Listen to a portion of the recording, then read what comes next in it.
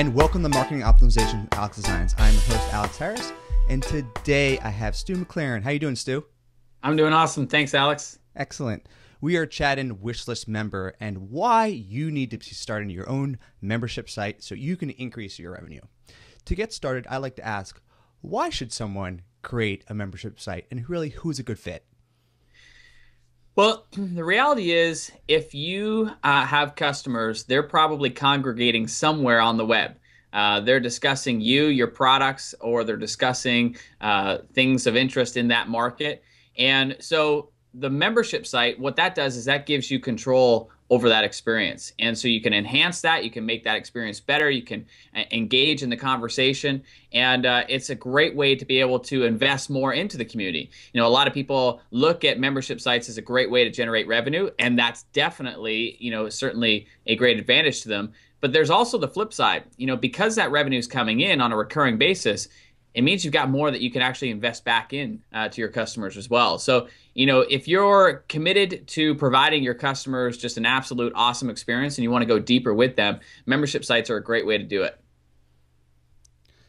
Perfect. So tell us a little bit about Wishlist Member and how you guys got started. Wishlist Member started because of a frustration I had.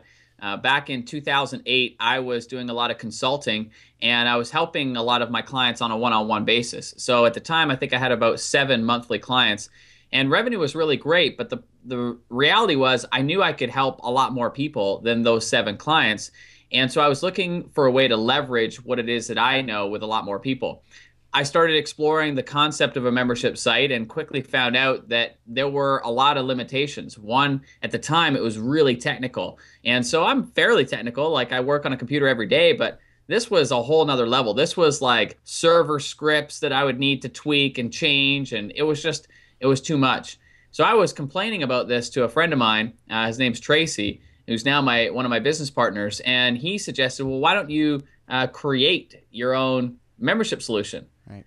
And I said, well, dude, like, I'm not a programmer. There's no way I could do that. And he said, well, I've got somebody who's working with me. His name's Mike, and Mike is now one of our business partners. He said, why don't we create it together? And he's like, you're pretty good in Photoshop. Do up some mock-ups, and we'll take it from there. And ultimately, that's what happened. I went into Photoshop, and I'm a Photoshop hack is more an accurate term.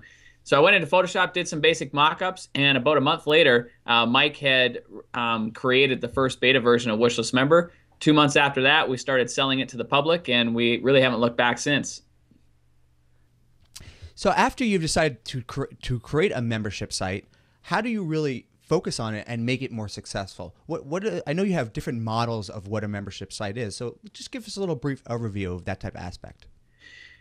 Well, with membership sites, there are many different kinds. Oftentimes I share with audiences there are up to 10 different types of membership sites, but there's really 3 core ones that people can really focus on. The first is what we call a digital download area, and so this is really a valuable asset for anybody who's selling any type of digital products, whether it be PDF documents, ebooks, MP3 files, videos, whatever.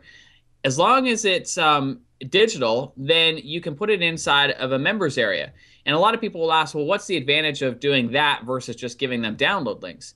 Well, 1, it's more secure for you, which is an advantage. 2, it's easier for your customers, because if they buy multiple products from you, it's going to be a lot easier for them to remember to come to one place to be able to pick up all of their products versus trying to remember all the different download areas for all of the different products they may buy. So it's a centralized place for them, excuse me, to pick up their products. So that's the first model, a digital download area.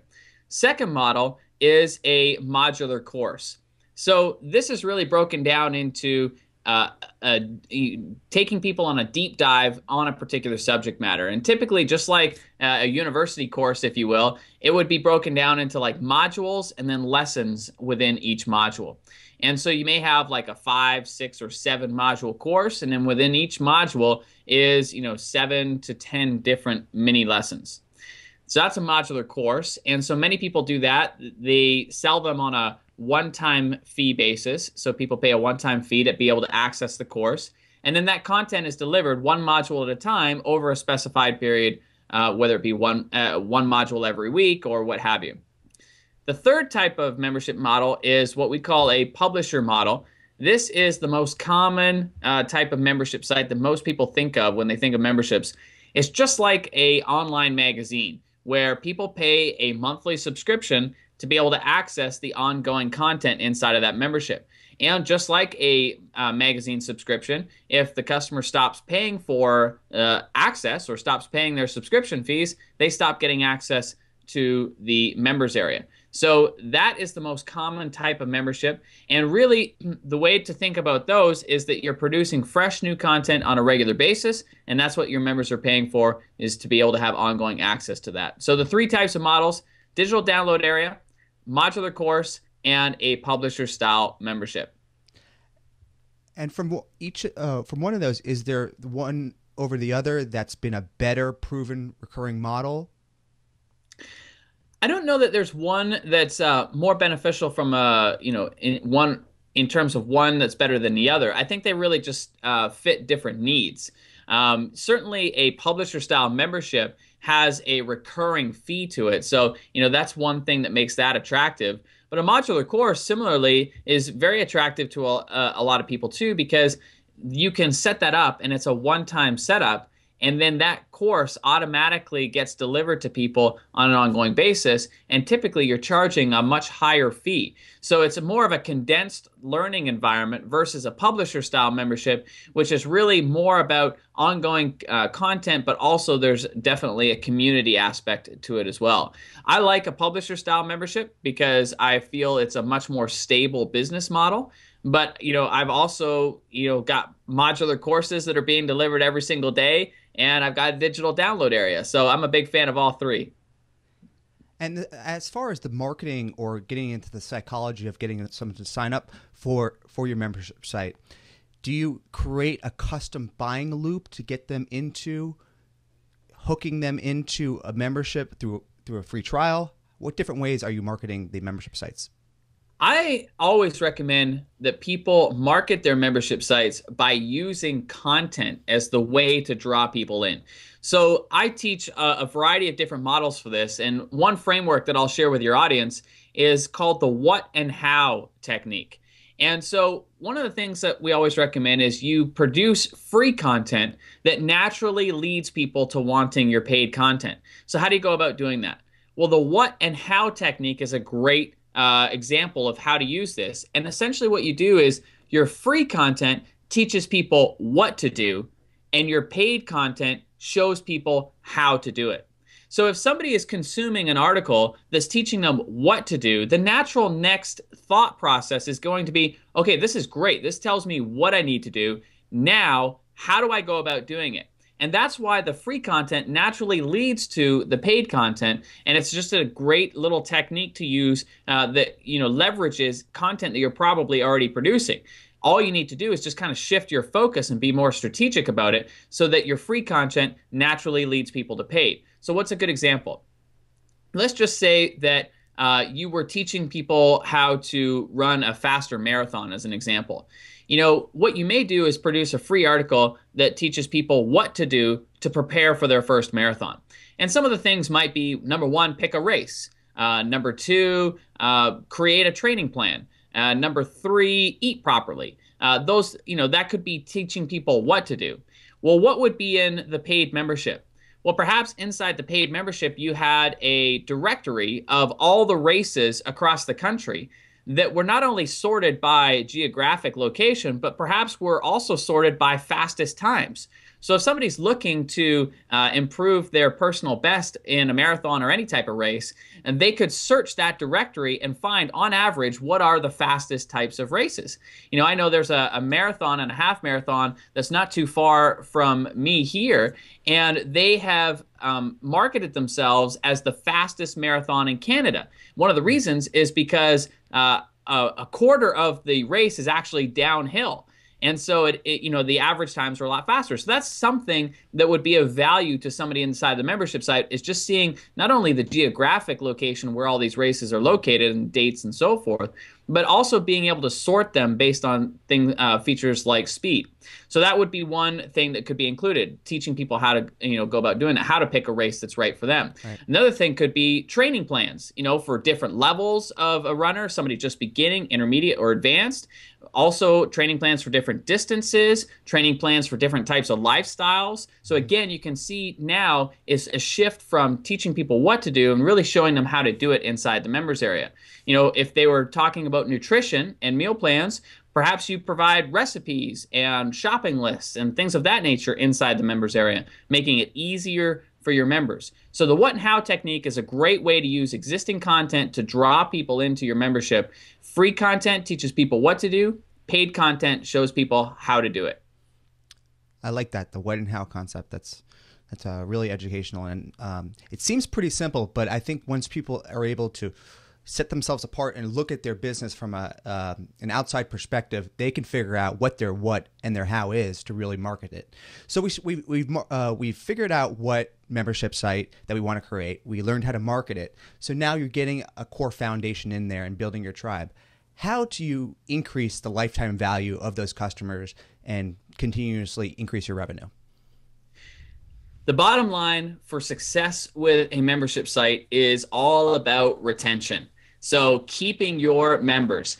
The reality is most membership site owners, unfortunately, focus the vast majority of their attention on getting new customers. And that's certainly important. But the reality is if you don't keep them, then you've got a huge leaky bucket that you're just trying to, fill every month.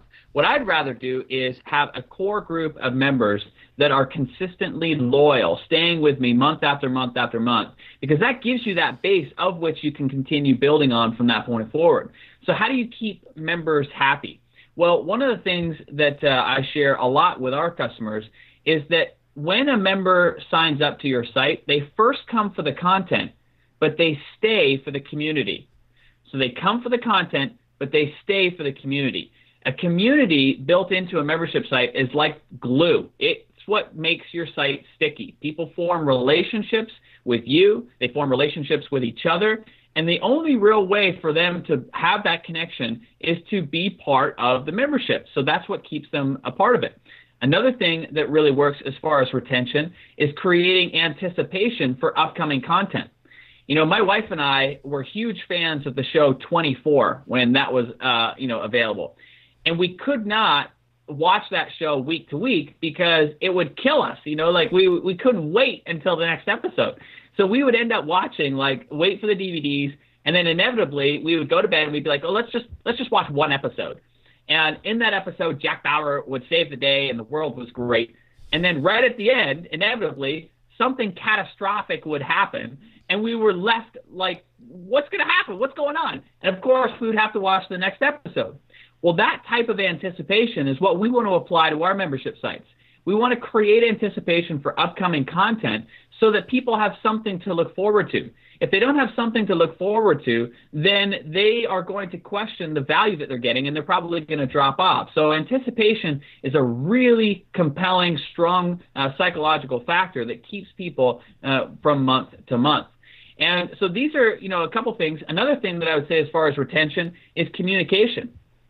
There was this myth from a variety of older marketers that they did not want to communicate with members of a paid subscription because they felt like if they sent out communication that they would be reminding them that they were getting billed every month. And so they didn't want to do that, and so therefore they didn't want to communicate. Well, I'm here to tell you that that is total BS. Listen, communicate with your members because it's an opportunity for you to remind them of the value that they're receiving each and every month. So we send out a weekly communication that recaps all that was provided in the members area.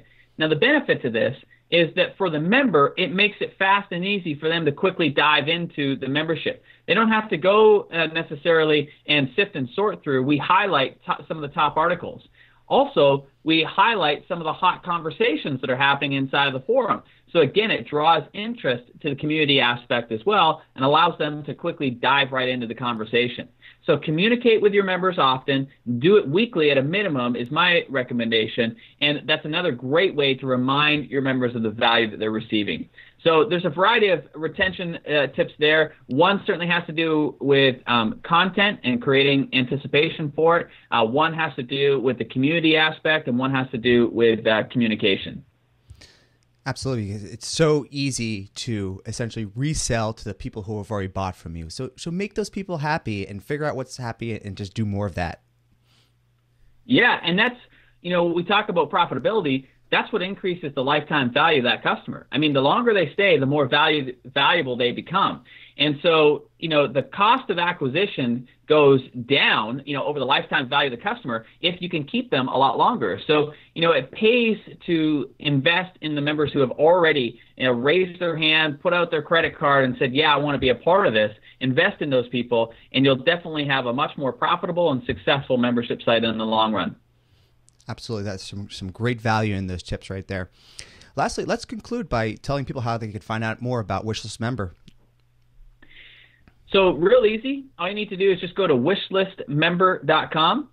We'd certainly love to have you as a customer. There are over 43,000 online communities and membership sites now powered by our software. So we really are helping people in a wide variety of different markets, from hobby markets to, New York Times bestselling authors to even big Fortune 500 companies are now using Wishlist Members. So it really helps serve a wide variety of different markets. And if you've got a knowledge base or you've got content that you want to turn into premium content, Wishlist Members is certainly a great solution for you. Excellent. Thanks a lot for your time, Stu. All right, great. Thanks, Alex.